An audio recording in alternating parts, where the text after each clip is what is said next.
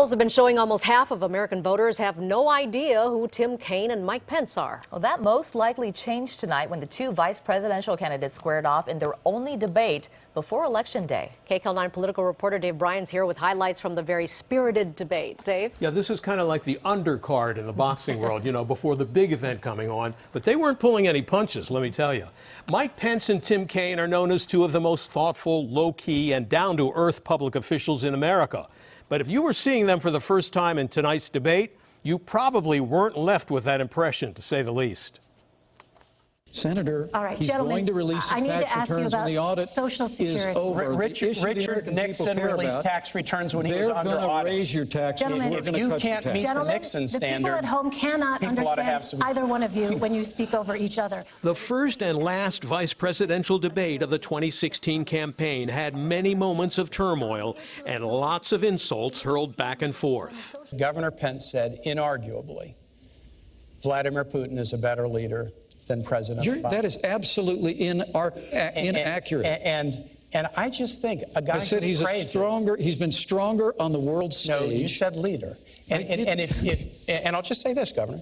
You just said better. If you mistake leadership for dictatorship and you can't tell the difference, a country that's running its economy. Yeah, here we go. This is the grade school thing again. Right. If you can't tell the difference, you shouldn't be commander-in-chief. He loves dictators. He's got kind of a personal Mount Rushmore. Vladimir Putin, Kim Jong-un, Muammar Gaddafi, and Saddam Hussein. And last and most dangerously, Donald Trump believes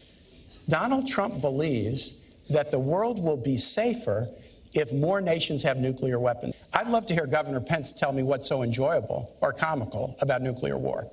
Governor Pence.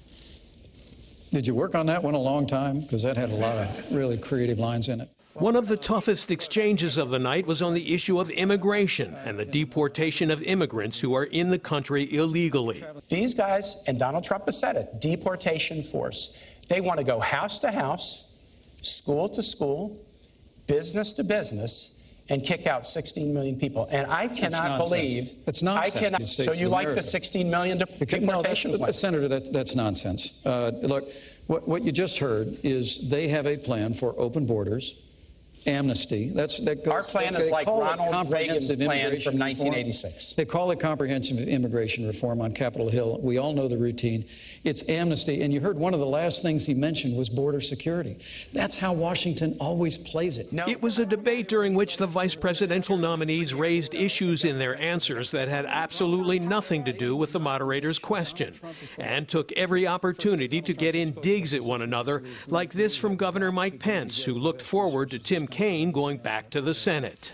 That cyber warfare is the new warfare of the asymmetrical enemies that we face in this country. And I look forward, if I'm privileged to be in this role, of working with you in the Senate to make sure that we resource that effort.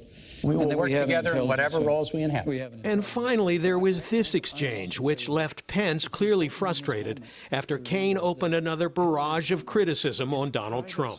When Donald Trump says women should be punished, or Mexicans are rapists and criminals, or John McCain's not a hero, he is showing you who he is. Senator, you whipped out that Mexican thing again.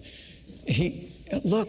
Can you defend it? There are criminal aliens in this country, Tim, who have come into this country illegally, who are perpetrating violence and taking American lives. You want to use a big tar brush against Mexicans? He also said, and many of them are good people. You keep leaving that out of your quote. And if you want me to go there, I'll go there.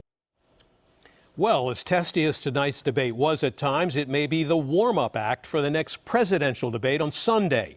That's when Hillary Clinton and Donald Trump will face off for the second time.